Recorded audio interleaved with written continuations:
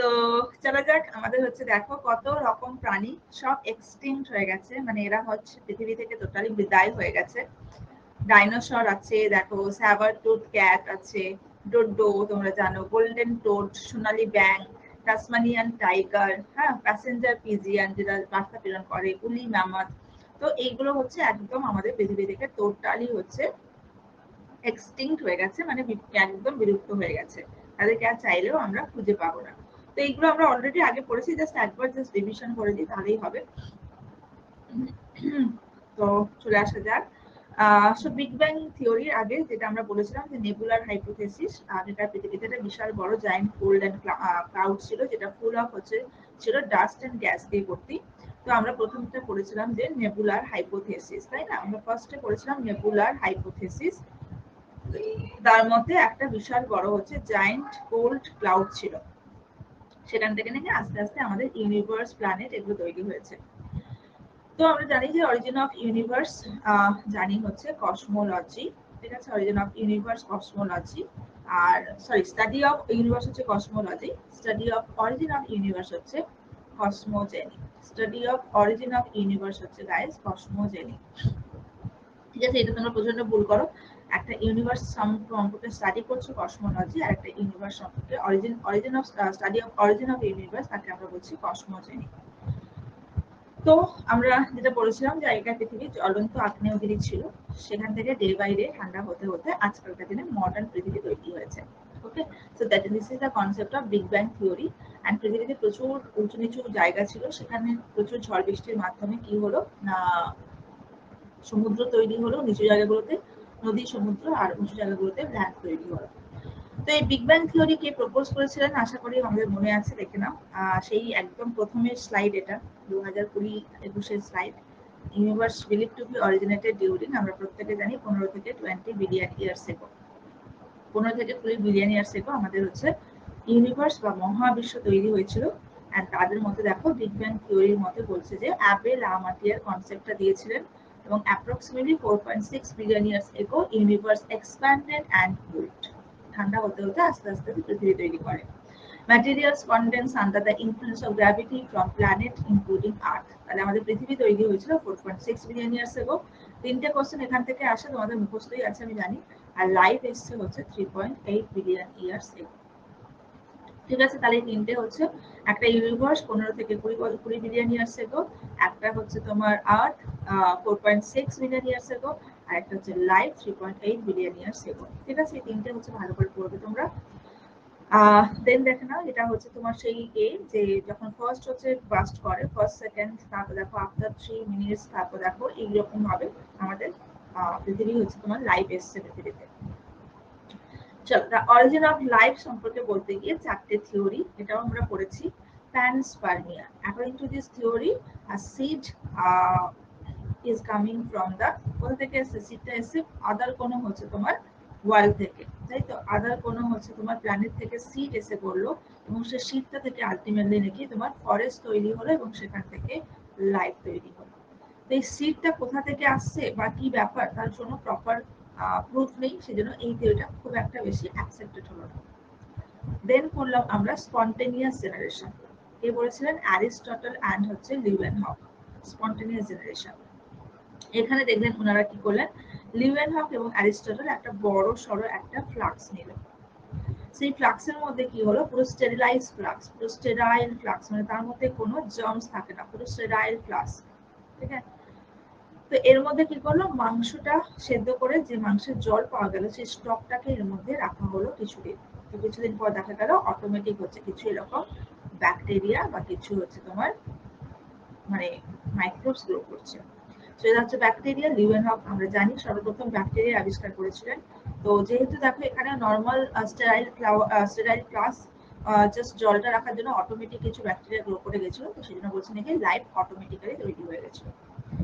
তো এই থিওরিটাকে করলো, কি বলো ওটাকে, সাপোর্ট করলো another theory, that is the biogenesis, and বিজ্ঞানীর নাম হচ্ছে রুডলফ ভিরকো। সো রুডলফ ভিরকো এদের দুজনকে সাপোর্ট করলো যে হ্যাঁ, নর্মালি হচ্ছে তোমার লিভিং প্রাণী এমনি এমনি তৈরি হয়ে গেছে।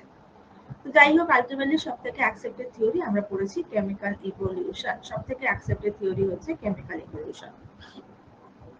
চলো কেমিক্যাল ইভলিউশনে জাস্ট দেখে নাও অরিজিন অফ লাইফ। চলো biochemical evolution, this theory was proposed by Oparin and Haldane. এদের মতে বলছে আগেকার পৃথিবীতে সমস্ত মলিকিউল গুলো আলাদা আলাদা করে ঘুরে বেড়াতো, একসাথে যে রিয়াকশন করতে হয় নাকি তাদের জানা ছিল না। দেন প্রচুর ঝড় বৃষ্টির মাধ্যমে একদিন সবাই জড়ো হলো সমুদ্রের তলায় এবং একে অপরকে হাই হ্যালো করতে করতে রিয়াকশন করলো এবং সেখান থেকে হচ্ছে তোমার তৈরি হলো আলটিমেটলি কোয়া সার্ভেন্ট, তাই তো? তো এটাও আমরা দেখেছি যে আগেকার দিনে সমস্ত এরকম কার্বন, হাইড্রোজেন, নাইট্রোজেন, মিথেন সমস্ত মলিকিউল গুলো ঘুরে বেড়াতো। তারপর একদিন সবাই মিলে সমুদ্রের তলায় জড়ো হলো। ওকে, একদিন সবাই মিলে হচ্ছে তোমার সমুদ্রের তলায় জড়ো হলো।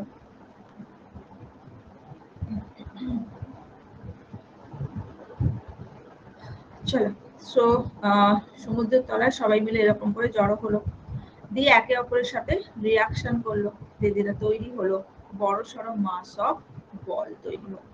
এটারই নাম দিলাম আমরা কোয়া সার্ভেন্ট। ঠিক আছে, তাহলে এই যে সমুদ্রের জলের মধ্যে সমস্ত মলিকিউল গুলো ঘুরছিল, দেখতে লাগলো অনেকটা সুপের মতো। এটার নাম দিলাম হলো হট ডাইলুট সোপ।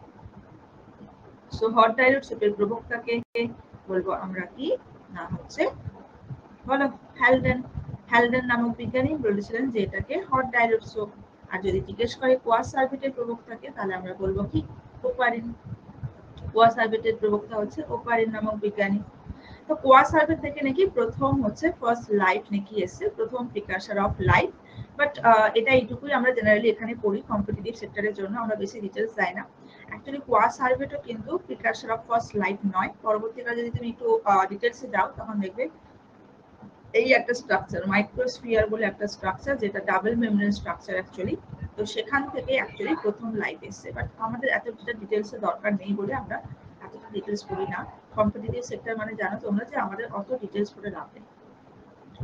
চলো, আচ্ছা, তো এই গেল ব্যাপার। সো দেখে নাও এখানে তাই বলা আছে biochemical evolution was proposed by Oparin and Haldane. Then দেখো synthesis of carbohydrate, protein and fat and other organic compounds took place in the sea. সবাই জড়ো হলো সমুদ্রের তলায়, and J.B.S. Halden described the mixture of seawater as hot dilute soap. Then আসি কোয়া servant, it is the spherical aggregation of lipid molecules. It was suggested by Oparin, এটাই পড়বে এবং এখানে এটাই বলা হয়েছে যে it is the precursor of first life. প্রথম লাইফ কোথা থেকে তৈরি হয়েছে, কোয়া সার্ভেন্ট থেকে। চলো নেক্সট টপিক হচ্ছে দেখে নাও সেই ফসিল। তো অনেক সময় দেখবে তোমাদের যদি বায়োলজি ব্যাকগ্রাউন্ড হয়, তো বিভিন্ন জায়গায় যে তোমরা দিতে যাও, ইন্টারভিউ দিতে যাও, তো ইন্টারভিউতে না তোমাদেরকে এরকম জিজ্ঞেস করে, আচ্ছা বলো ফসিলের ডেফিনেশন বলো। ফসিলের ডেফিনেশন জিজ্ঞেস করে, অ্যালিলের ডেফিনেশন জিজ্ঞেস করে। তো বিভিন্ন যদি ধরো তোমার সায়েন্স ব্যাকগ্রাউন্ড, মানে সায়েন্স বলতে আমি বলছি বায়োলজির কোনো ব্যাকগ্রাউন্ড হোক গ্র্যাজুয়েশনে, তখন ইন্টারভিউতে এই কোশ্চেনগুলো জিজ্ঞেস করে, ফসিলের ডেফিনেশন বলো, অ্যালিলের ডেফিনেশন বলো। চল, তো ফসিল হচ্ছে আগেকার পৃথিবীতে কিরকম প্রাণী ছিল, কিরকম প্লান্ট ছিল, সেটা জানার জন্য অবশ্যই করতে হবে হাত।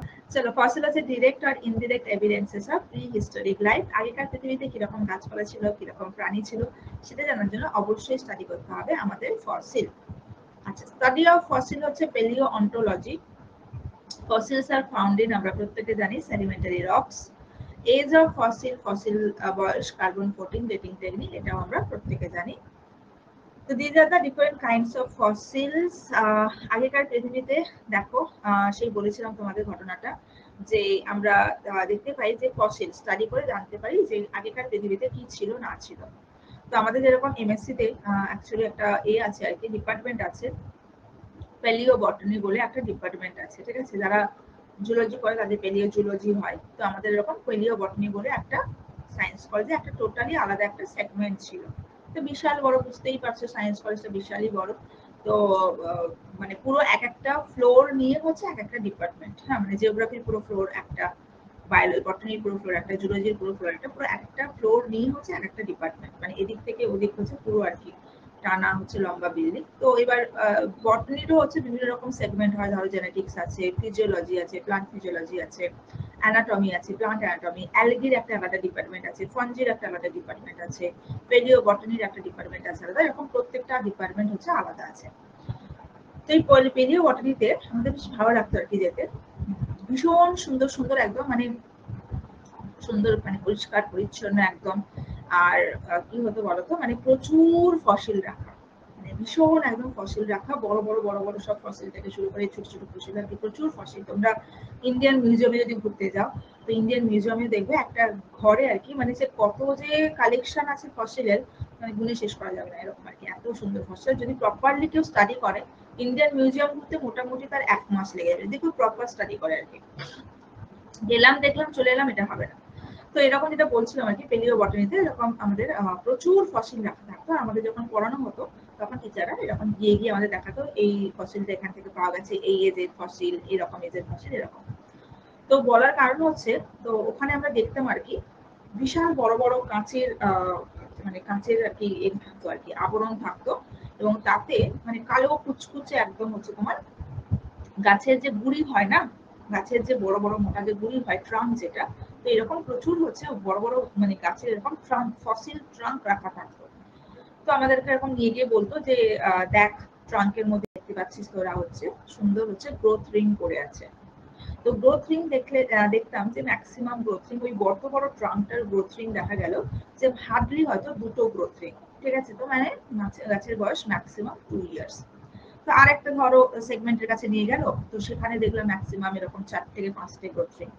তখন আমাদের টিচার বলতো, আছে দেখ এই গাছটা কত মোটা দেখতে পাচ্ছিস তোরা, বিশাল বড় মোটা ইমপ্রেশন পড়ে আছে ফসিলের উপর। তো তার সত্ত্বেও তাহলে এরা 2 থেকে 4 বছর কেন হচ্ছে বাঁচছে, অথচ আমাদের এখানে আম গাছ মোটামুটি 10 বছর বাঁচে, 12 বছর বাঁচে, আরো বেশি বয়সে কম না।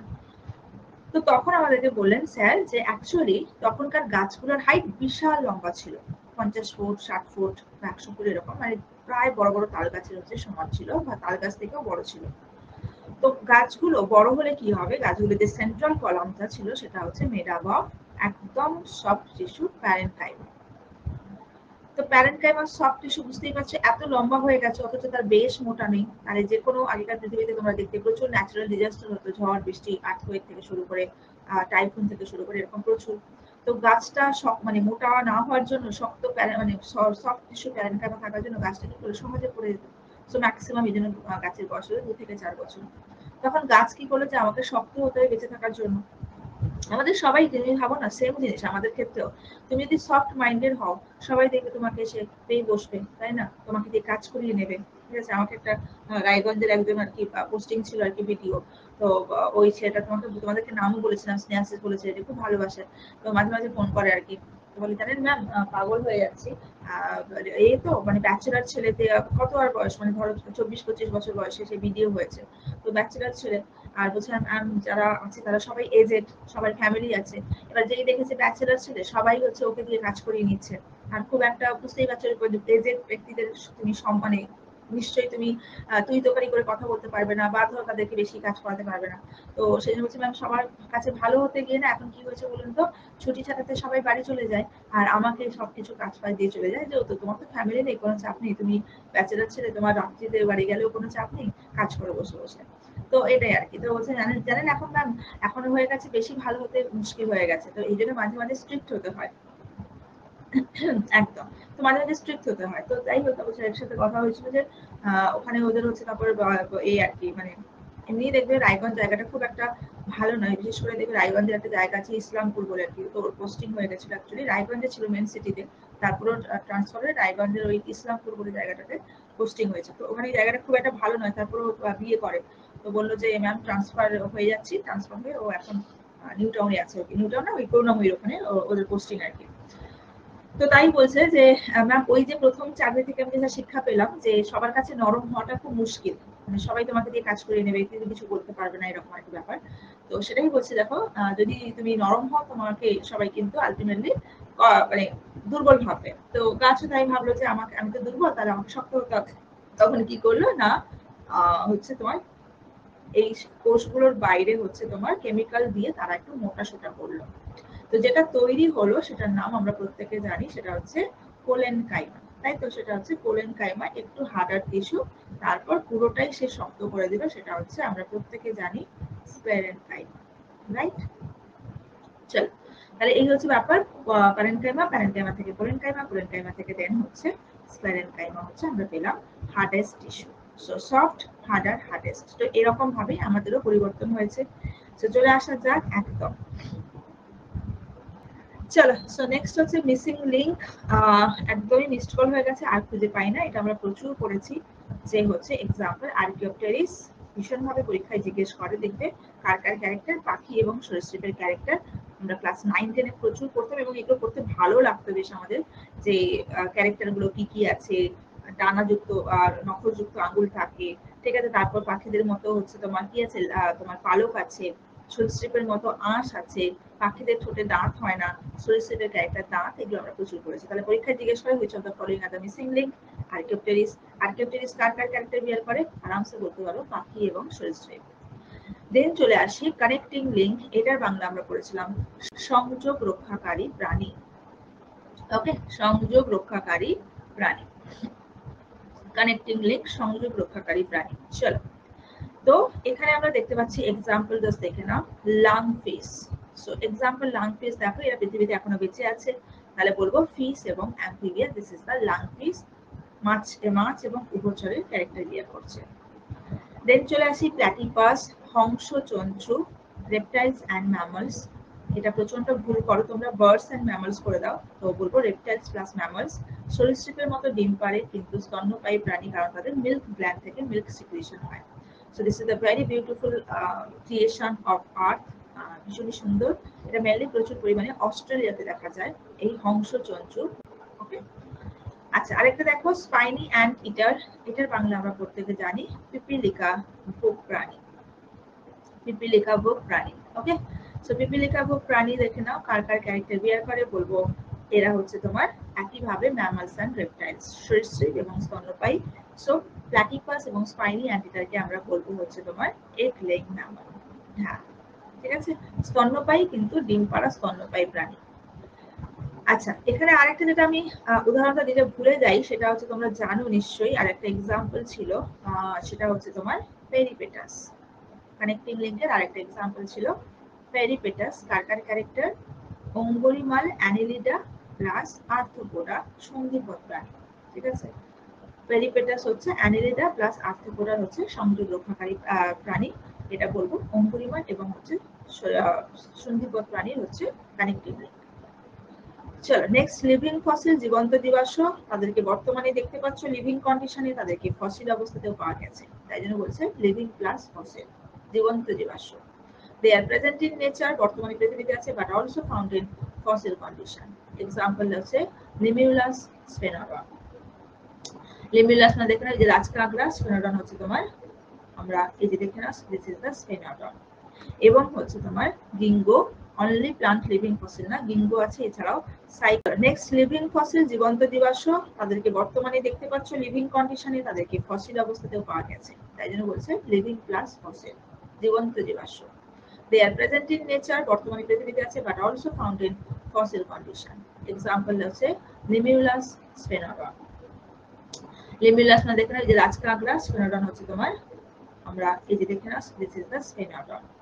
এবং হচ্ছে তোমার গিঙ্গো, অনলি প্লান্ট লিভিং ফসিল না, গিঙ্গো আছে, এছাড়াও সাইকাস, দেবে বিভিন্ন বইতে লেখা থাকে সাইকাস, বাট গিঙ্গোটা প্রচন্ড পপুলার হচ্ছে গিঙ্গো। গিঙ্গো, সাইকাস, এরা হচ্ছে লিভিং ফসিল, উদ্ভিদ জীবন্ত জীবাশ্ম। and this is the gingo, very useful medicinal plant. গিঙ্গো biloba, ভীষণ দেখতে, দেখো সুন্দর সুন্দর পাতাগুলো, ফ্যান সেট, জাপানিরা যেরকম ফ্যান ব্যবহার করে, দেবে পাতাগুলো হচ্ছে ফ্যান সেট, দুটো ভাগে ভাগ, তাই জন্য বলছে গিঙ্গো বাইলোবা, লোক দুটো ভাগে ভাগ হয়েছে। অ্যান্ড ভীষণই ইম্পর্টেন্ট মেডিসিনাল প্লান্ট, কারণ গিঙ্গোর যে সিড, বীজ থাকে, সেখান থেকে হার্ট ইমপ্ল্যান্ট পেশেন্টদের জন্য মেডিসিন প্রিপেয়ার করা হয়, তো সেই জন্য গিঙ্গো হচ্ছে ভীষণভাবে একটা ইম্পর্টেন্ট মেডিসিনাল প্লান্ট। চলো এবার আসি হর্স ইভলিউশন। সো দেখতেই পাচ্ছ আগেকার দিনের হর্সটা, ঘোড়ার পূর্বপুরুষের নাম আমরা প্রত্যেকে জানি ইওহিপ্পাস। একদম ছোট্ট বেঁচে কাছে ছিল, ঘোড়ার মতো, গাধার মতো, Eohippus. and this is our modern horse. আধুনিক ঘোড়ার নাম হচ্ছে আমরা প্রত্যেকে জানি ইকুয়াস। মডার্ন হর্স হচ্ছে ইকুয়াস। ওকে, সো এটাই দেখো দেওয়া আছে, ইওহিপ্পাস 50 মিলিয়ন ইয়ার্স আগে এসেছিল, মেসোহিপ্পাস, মেরিচিপ্পাস, প্লিওহিপ্পাস, এন্ড দেন আছে ইকুয়াস। চলো next, homologous versus analogous organ, সমসংস্থ এবং সমবৃত্তীয় অঙ্গ। ঠিক আছে, সো হোমোলগাস মানে হচ্ছে, যেটা নাম হচ্ছে সমসংস্থ অঙ্গ। চলো সমসংস্থ অঙ্গ জাস্ট দেখে নাও। Organs those are similar in origin but different in function. আর এই যে সমস্ত অর্গান উৎপত্তিগতভাবে এক কিন্তু কার্যগতভাবে আলাদা, তাকে আমরা বলছি homologous organ. Example arm of man and leg of horse, ঘোড়ার হাত, ঘোড়ার পা এবং মানুষের হাত। Wing of bird and flipper of seal, বিভিন্ন রকম এক্সাম্পল দিতে পারে, পড়ার না থেকেও তোমাকে এক্সাম্পল দিতে পারে। ঠিক আছে, তোমাকে ভেবে নিতে হবে যেটা কোন দিক থেকে সেম হচ্ছে, কাজের দিক থেকে সেম মনে হচ্ছে না উৎপত্তিগতভাবে সেম মনে হচ্ছে, তাই না? তো আরামসে অ্যান্সার করতে পারবে, পড়া না থাকলেও তোমরা আরামসে অ্যান্সার করতে পারবে। তো এক্সাম্পল বিভিন্ন ভাবে ঢুকে দিতে পারো, বলবে যে this is the example of, তাই মনে মনে ভেবে নেবে যে এটা কোন দিক থেকে সেম, কার্যগত দিক থেকে সেম না উৎপত্তিগত দিক থেকে সেম। চলো অ্যানালগাস অর্গান ঠিক উল্টোটা, সব রকমের ডানা, পতঙ্গের ডানা, বাদুড়ের ডানা, পাখির ডানা, সব রকমের দেখো ডানা দেওয়া আছে। সো সবকটার কাজ এক কিন্তু অরিজিন আলাদা, এটাকে বলছি আমরা সমবৃত্তীয় অঙ্গ। নেক্সট চলে আসি ভেস্টিজিয়াল অর্গান, মানে নিষ্ক্রিয় অঙ্গ।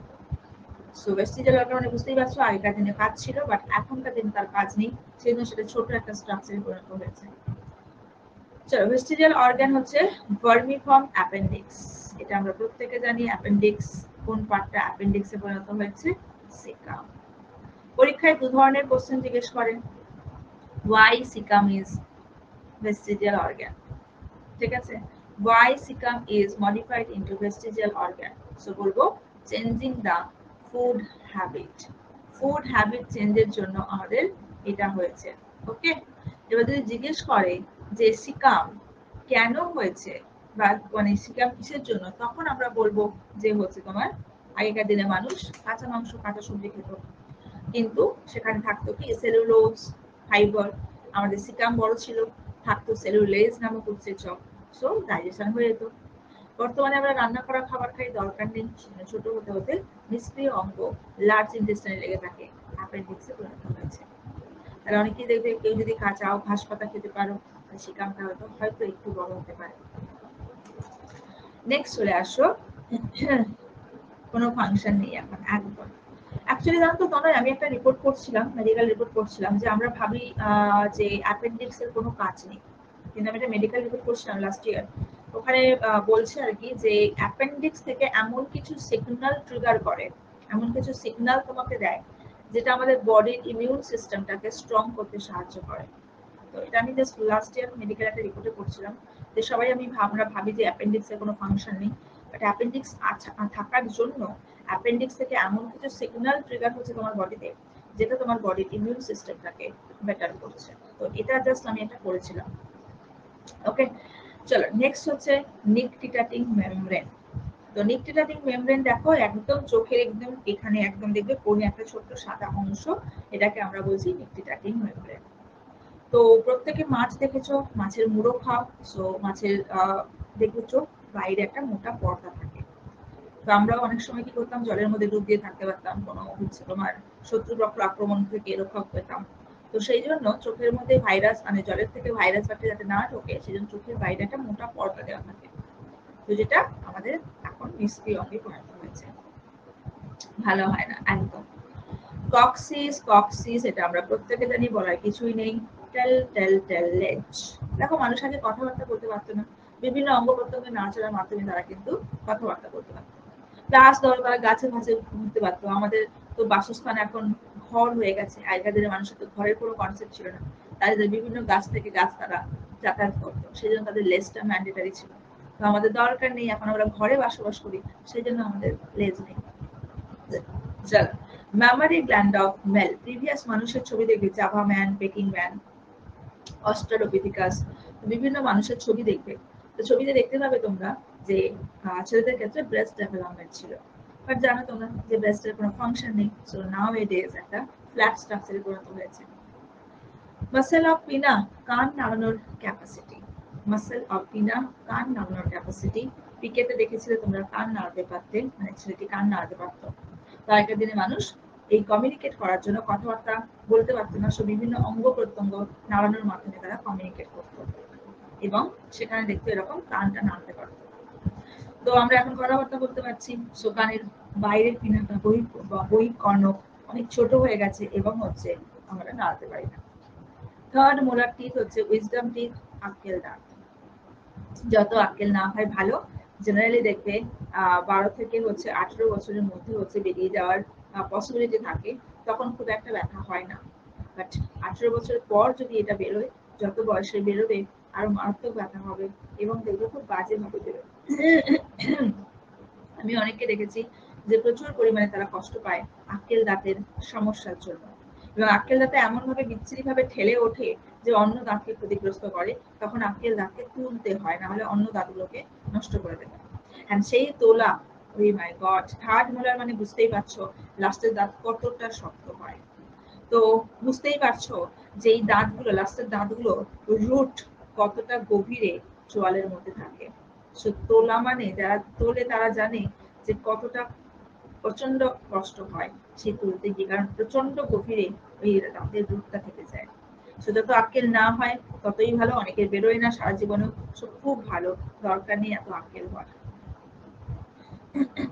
চলো নেক্সট দেখো অর্টিফিজম, একদম reappearance and reversion of vestigial organ. তুমি যদি চাও, মানে অনেকে দেখা যায় আমাদের এই নিষ্ক্রিয় অঙ্গগুলোকে নিয়ে জন্মায়। এক্সাম্পল হচ্ছে রুডিমেন্টারি ইটালিয়ান নিউবর্ন বেবি। অনেক বাচ্চা দেখা যায় ছোট্ট একটা লেজ, পুচকে লেজ নিয়ে জন্মায়। দেখো অনেক বাচ্চা দেখা যায় ছোট্ট একটা পুচকে লেজ নিয়ে জন্মায়। তখন জাস্ট দেখে নাও human tail is an example of autopism or a form similar to an ancestral form, মানে পূর্বপুরুষ থেকে এটা পাচ্ছে।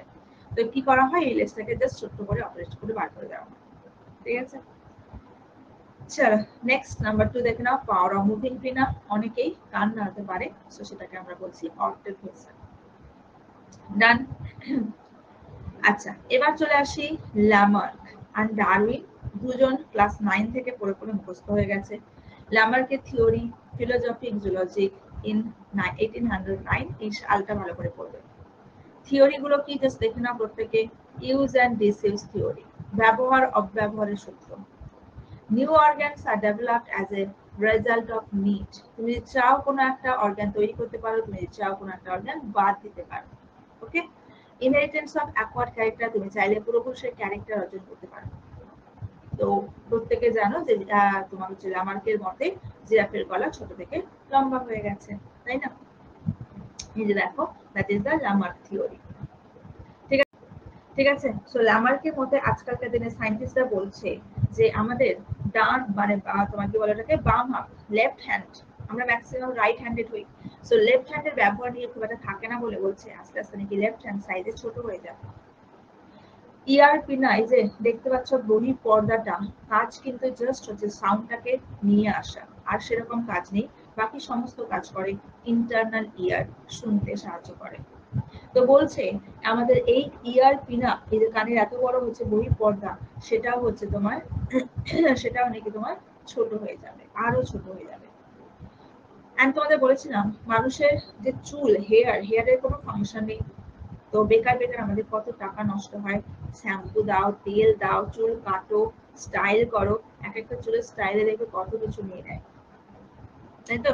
তো বেকার বেকার দেখবে শুধু টাকা নষ্ট ছাড়া কিন্তু আমাদের চুলের কোনো কাজ নেই, মানে চুলের কোনো ফাংশন নেই। কারণ প্রিভিয়াস যে ওয়েদার ছিল পৃথিবীর, সেই ওয়েদার প্রচন্ড পরিমাণে ঠান্ডা ছিল, পোশাক আশাকের ব্যবহার ছিল না, সেজন্য বডিতে বিশাল বড় বড় লোম ছিল, যাতে হচ্ছে তোমার কি হয় না, এবার বালা হয়েই যাবে একদম, যাতে আমাদের বডি টেম্পারেচার কন্ট্রোল থাকে। দেখো ডে বাই ডে পৃথিবীর টেম্পারেচার চেঞ্জ হয়েছে, গরম হয়েছে, সো আস্তে আস্তে আস্তে আস্তে হেয়ার লস প্রচুর হয়েছে এবং হেয়ার গ্রোথ কমে গেছে, তাই না? সো হেয়ার গ্রোথও প্রচুর কমেছে। তাহলে বলছে আস্তে আস্তে নাকি এরকম মানুষ থাকবে যাদের আস্তে আস্তে নাকি কোনো হেয়ার থাকবে না। আমাদের দেখবে চুল পড়া প্রচুর বেড়ে গেছে, বা বডির লোম দেখবে প্রচুর কমে গেছে। ঠিক আছে, তাহলে আস্তে আস্তে নাকি হেয়ার থাকবে না। আচ্ছা, তোমরা মোটামুটি আশপাশে একটু স্টাডি করে দেখতে পাবে, হাইট, উচ্চতা, বেটেটা হচ্ছে ডমিনেন্ট ফ্যাক্টর। আগেকার দিনে মানুষের হাইট বিশাল লম্বা ছিল, সো এখনকার দিনে দেখবে ডমিনেন্ট ফ্যাক্টর হচ্ছে বেটে। লম্বা আছে ঠিকই, বাট এখনকার দিনে দেখবে বেটে হাইটটা হচ্ছে ডমিনেন্ট ফ্যাক্টর। সো মানুষের height day by day short হচ্ছে। তাহলে কিরকম দেখতে হচ্ছে, হাইট শর্ট, মাথার চুল থাকছে না, সারা গায়ে কোনো লোম থাকছে না, কানের পর্দা ছোট হয়ে গেছে। তার মানে বলতে চাইছে যে মানুষ আস্তে আস্তে আস্তে আস্তে দেখা যাবে। আচ্ছা, আরেকটা, যে আমাদের এই যে ক্রেনিয়াম, তোমরা জানো ক্রেনিয়াম ক্যাপাসিটিও আস্তে আস্তে আস্তে আস্তে কি হয়েছে, বেড়েছে। মানে ক্রেনিয়াম হচ্ছে এটা কি বলে কম্প্যাক্ট হয়েছে। আগেকার দিনে মানুষের মাথার খুলি দেখবে প্রচুর বড় সড়ো ছিল, কিন্তু গ্রে ম্যাটারের ইউটিলাইজেশন ছিল না। তারপর আস্তে আস্তে আস্তে আস্তে স্কাল সাইজ হচ্ছে ছোট হয়েছে। আমাদের এই সাইজ আরো ছোট হবে, যাতে আমরা বুদ্ধিটা ব্যবহার করতে পারি। আমরা জানি, তোমরা প্রত্যেকে জানো যে আমরা 2 to 3% মাত্র আইকিউ লেভেল ইউটিলাইজ করতে পারি। 7% ব্যবহার করেছিল আইনস্টাইন, তার জন্য পাগল হয়ে গেছিল, বলা যায়। আমরা প্রত্যেকে ব্যবহার করি তোমার ম্যাক্সিমাম 2 to 3%। আইনস্টাইন 7% ব্যবহার করার জন্য পাগল হয়ে গেছিলেন। তো আমাদের বুদ্ধি যাতে আরো ব্যবহার হয়, তার জন্য স্কাল সাইজ আরো ছোট হবে। তার মানে একটা বিশাল ধরো অ্যাডভান্স লেভেলের একটা মানুষ তৈরি হবে। বাট সবারই পজিটিভ নেগেটিভ আছে। নেগেটিভ দিক হচ্ছে মানুষ হতে প্রচন্ড বুদ্ধিমান হবে, সবকিছু ঠিক আছে, বাট মানুষের মন থেকে আস্তে আস্তে ভালোবাসা, মায়া, মমতা সব হচ্ছে আস্তে আস্তে উঠে যাবে। এটা একদম নিদর্শন। তোমরা নিশ্চয়ই ছোটবেলায় পড়েছিলে বিদ্যাসাগরের গল্প। তো আমরা দেখতাম যে বিদ্যাসাগর সেই সময় বা সেই সময়কার লোকজন গল্প করেছি যে রাতের পর রাত বা ধরো সকালের পর সকাল হচ্ছে পায়ে হেঁটে রাস্তা পার হতো। তখন তো গাড়ি ঘোড়ার কোনো ব্যবহার ছিল না, পায়ে হেঁটে হচ্ছে রাস্তা পার হতো। এবং যেখানে সন্ধে হতো সেই গ্রামে কারোর বাড়িতে একটা রাত কাটাতো। এবং তখনকার মানুষ বিশ্বাস করতো যে অতিথি দেবো ভব, মানে অতিথি হচ্ছে ভগবানের রূপ। আমরা প্রচুর গল্প করেছি, রাইট? আচ্ছা, তো কিন্তু এখনকার দিনে জাস্ট ভাবো, তুমি একটা শহরের দিকে বাদ দাও, গ্রামের দিকের কোনো একটা বাড়িতে যদি রাত্রিবেলা রাত কাটাতে চাও, তোমাকে আগেই দেখবে পুলিশে ফোন করে পাঠিয়ে দেবে, আর না হলে আশেপাশের লোকজন ধরে পিটিয়ে মারবে, রাইট? তার মানে এটাই হয়েছে, মানুষের মন থেকে আস্তে আস্তে আস্তে আস্তে ভালোবাসা, মায়া, মমতা সব হচ্ছে উঠে যাচ্ছে। তাহলে এত বৃদ্ধাশ্রম তৈরি হতো না। ফাদার্স ডে, মাদার্স ডে তোমরা প্রচুর দেখো। মানে আমি জানি না অনেকের সাথে মিলবে, আমি কোনোদিন এই সমস্ত ছবি টবি দিই না, ঠিক আছে? ফাদার্স ডে একদিন ছবি দিয়ে দিলেই কি ফাদার্স ডে সেলিব্রেশন হয়ে গেল না? মাদার্স ডে একদিন ছবি দিয়ে দিলেই ফেসবুকে হচ্ছে আমি জানিয়ে দিলাম ফটা করে আমার মা আছে, আর আমি মাকে প্রচন্ড ভালোবাসি। সবাই দেখবে ফাদার্স ডে, মাদার্স ডে প্রচুর পরিমাণে দেখবে বাবা মায়েদের ছবি দেয়, তাই তো? তো আমিও কোনোদিন দিই না।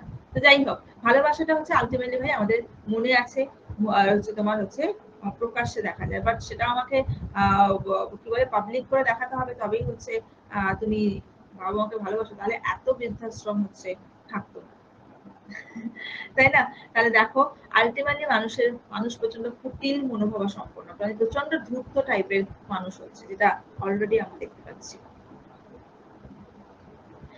আচ্ছা, তো এই গেল হচ্ছে তোমার অ্যাকর্ডিং টু লামার্ক, আজকালকার সায়েন্টিস্টরা বলছে যে এরকম টাইপের কিছু বছর পর মানুষ থাকবে। দেন চলে আসি হচ্ছে ডারউইন। ডারউইন তো গুরুদেব মানুষ, ডারউইন ছাড়া ভাবাই যায় না হচ্ছে আমাদের ইভলিউশন বা হচ্ছে তোমার অভিব্যক্তি। সো ডারউইন বিখ্যাত থিওরি আমরা জানি, পাবলিশ করেছিল বইটার নাম the origin of species by means of natural selection. Famous historical seat HMS Beagle and theory গুলো জাস্ট আমরা প্রত্যেকে জানি যে হচ্ছে তোমার theory of Darwin, struggle for existence. সবাই আমরা করি, বেঁচে থাকার জন্য আমরা প্রত্যেকে আমাদেরকে স্ট্রাগল করতে হয়, তাই না? ইভেন মুকেশ আম্বানি তাকেও স্ট্রাগল করতে হয়, নরেন্দ্র মোদীকেও স্ট্রাগল করতে হয়। সবাইকে আমাদের, গরিব থেকে বড়লোক সবাইকে আমাদের লাইফে স্ট্রাগল করতে হয়। একদম একদম একদম। চলো, survival of fittest. Survival of fittest, ঠিক আছে? Natural selection, origin of species. তাহলে তোমাকে কিন্তু ফিট থাকতে হবে, না নেচার তোমাকে মানিয়ে নেবে না। কারণ অরিজিন অফ নিউ স্পিসিস, নতুন প্রজাতিও তৈরি হবে না। দিতে যাবে থিওরি অফ তোমার হচ্ছে ডারউইন। আচ্ছা, ইন্ডাস্ট্রিয়াল ম্যানেজমেন্ট, এটাও তোমাদের পড়িয়েছিলাম। ন্যাচারাল সিলেকশন এটাও পড়েছিলাম, দেখে নাও। এখানে সাদা গাছ, গাছের গোড়াটা হচ্ছে সাদা পুরো, কারণ এখানে কোনো ইন্ডাস্ট্রি গ্রো করেনি। তো সাদার সাথে সাদা মদ সুন্দরভাবে লেগে থাকতো, কালো মদগুলোকে পাখি ধরে খেয়ে ফেলতো। এখানেই যখন জাস্ট ইন্ডাস্ট্রি গ্রো করলো, তখন পুরো গাছটা হয়ে গেল মেলানিনের জন্য কালো। এবং তখন সাদার উপরে, মানে কালোর উপরে যদি সাদা মদ আসে, পাখিগুলো দেখতে পায় খেয়ে ফেলছে, তো হঠাৎ করে এই জায়গাতে কালো মদের সংখ্যা বেড়ে গেল। তাহলে কালো কালোতে তুমি বুঝতে পারছো না। So, theory of continuity of germplasm proposed by German scientist August Weismann. Okay. আচ্ছা, next mutation theory, father of mutation Hugo the bridge. Mutation মানে চেঞ্জ, পরিবর্তনই হচ্ছে জীবন। চলো, লাস্ট টপিক ছোট্ট করে টপিক করে নিই, তারপর 10টা কোশ্চেন করে শেষ করে দেবো। অ্যাডাপ্টেশন ইন প্লান্ট, অভিযোজন। সো গাছেদের কি কি অভিযোজন হয়েছে দেখা যাক। হাইড্রোফাইট, পদ্ম, তারপর শালুক, এরা জলে ভেসে থাকে। তো এদের ক্ষেত্রে কি হয়, জলে থাকে, তাই জন্য তাদের রুটের খুব একটা দরকার নেই, কারণ রুটের কাজই হচ্ছে জল শোষণ করা। যারা জলে আছে তাদেরকে তুমি জল দিয়ে কি করবে, তাই জন্য রুট সিস্টেম পুরলি ডেভেলপড, খুব কম ডেভেলপড হয়। মেকানিক্যাল টিস্যু আর অ্যাবসেন্ট, সো যান্ত্রিক দৃঢ়তা প্রদানকারী টিস্যু হচ্ছে absent. Stem causes air cavity, কচুরিপানা ঘাসে জলে বেঁচে থাকতে সাহায্য করে, কারণ কি পেরেনকাইমা থাকে, বায়ুপূর্ণ থলি। জেরোফাইট দেখে নাও, ক্যাকটাস, অবভিয়াসলি রুট সিস্টেমকে ধরতে হবে ওয়েল ডেভেলপড, মাটির গভীরে চলে যায়। স্টেম কাণ্ডগুলো পাতার মধ্যে চ্যাপ্টা চ্যাপ্টা, এটাকে পড়েছিলাম আমরা ফাইলোপ্লেট বা বাংলায় পড়েছি পর্ণকাণ্ড। পাতাগুলো কিসে রূপান্তরিত হয় বাবু, কাঁটাতে রূপান্তরিত হয়। and stomata are of sunken type, গভীরে লুকিয়ে রাখে স্টোমাটা গুলোকে। চলো হ্যালোফাইট, সুন্দরবন গেলে ভর্তি দেখতে পাবে। নিউম্যাটোফোর বা শ্বাসমূল দেখতে পাচ্ছি, তার সাথে ভিভিপেরি জার্মিনেশন, মায়ের বডিতেই থাকে। জরায়ুজ অঙ্কুরোদ্গম, ভিভিপেরি জার্মিনেশন মানে জরায়ুজ অঙ্কুরোদ্গম, মায়ের বডিতেই তাদের জার্মিনেশন বা অঙ্কুরোদ্গম হয়। দেখো ফলগুলো এরকম থাকে, তলাটা দেখো সুচালো, বালি তো জাস্ট যখন ফলটাকে মাটিতে ফেলে দিচ্ছে বালিতে গিথে যায় রূপটা। মূল দেখছি আমি শ্বাস নিতে পারছি না, লবণাক্ত জল, তখন উপরের দিকে শ্বাসমূল হয়ে উপরে উঠে আসছে। এগুলো আমরা এক্সকারশনে, আমরা প্রায় সুন্দরবন 2-3 বার গেছি এক্সকারশনে, তো তখন হচ্ছে এরকম আমাদের টিচাররা দেখাতো যে এটা হচ্ছে স্পেশাল ক্যারেক্টার ভিভিপেরি জার্মিনেশন। চলো অ্যাডাপ্টেশন ইন ফিশ, মাছেদের ক্ষেত্রে অ্যাডাপ্টেশন হচ্ছে বডি হচ্ছে স্পেন্ডেল শেপ, মাকুর মতো দেহ, মাছেদের ক্ষেত্রে সাঁতার কাটতে সাহায্য করে। পেক্টোরাল মানে পড়েছো বক্ষ পাখনা, আর পেলভিক মানে হচ্ছে শ্রোণী পাখনা। বক্ষ পাখনা আর শ্রোণী পাখনা তাদের সাঁতার কাটতে সাহায্য করে। কোন মাসল, কোন পেশি, বিসেপ্ট, মায়োটম মাসল, মায়োটম পেশি তাদের সাঁতার কাটতে সাহায্য করছে।